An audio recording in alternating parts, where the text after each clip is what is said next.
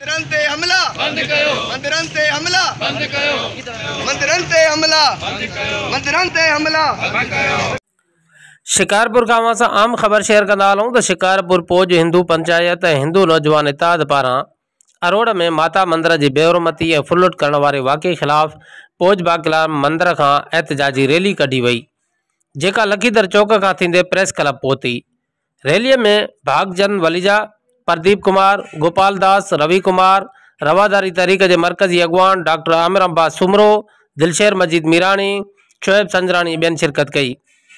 अगवान media से ॻाल्हाईंदे चयो त मंदिरन के तहफ़ुज़ ॾिनो वञे। अरोड़ माता मंदिर वाक़े की फुलुट कंदड़न के फौरन गिरफ़्तार किया वञे।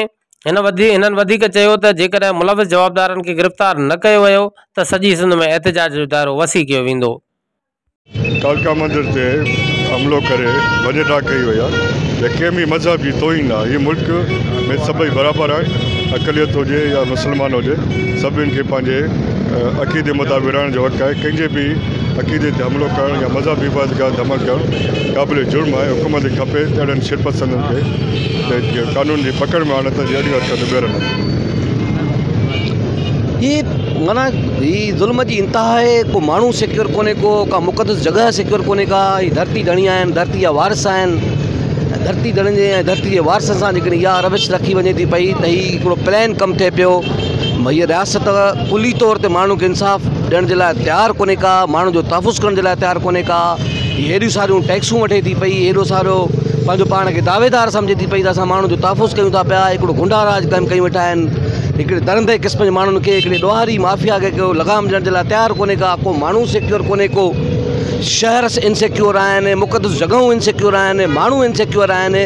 ही जेको कुझु बि थिए थो पियो इंतिहाई हिकिड़ो प्लान तहत हिकिड़े मनसूबाबंदी तहत थिए पियो। धरती धड़नि खे जेको इज़ायो वञे थो, कॾहिं हुन खां ज़ोरी मज़हब उनजे नियाणियुनि खे मज़हब तब्दील कराए, नाबालिग छोकिरनि खे उहो जेको आहे उनजी शादियूं करायूं वञनि थियूं पियूं जबरन। इन क़िस्म जी जेका थिए पई तव्हां अंदाज़ो कयो वञी करे त हीअ जेको ज़ुल्म जी हिकिड़ी कारी राति क़ाइमु कई वेठा आहिनि। कीअं माना हीअ छा था चवणु चाहिनि पिया? हीअ जेका हुकूमत पंहिंजो पाण खे पीपल पार्टी चवे थी पई त आउं शहीदनि जी वारिस आहियां, डेमोक्रेटिक हुई। डेमोक्रेटिक हुकूमतूं ही हूंदियूं आहिनि। सरेआम गुंडागर्दी लॻी पई आहे, हिकिड़ो गुंडा राज क़ाइमु कई वेठो आहे। असीं सिंधी समाज जे उन्हनि परतनि खे, उन्हनि माण्हुनि खे, उन्हनि दानिश्वर तबिके खे इहो चऊं था पिया त हीअ जेके धरती धणी आहिनि, सन ऑफ सॉइल आहिनि, हीअ जेके धरती जा वारिस आहिनि, जेके उन्हनि खे तहफ़ुज़ ॾियण जे लाइ उहे जदोजहद कनि, उन खां मज़ाहिमत कनि। जेसीं ताईं का जदोजहद असराइती जदोजहद न थींदी तेसीं ताईं उन्हनि खे तहफ़ुज़ किथां मिलंदो।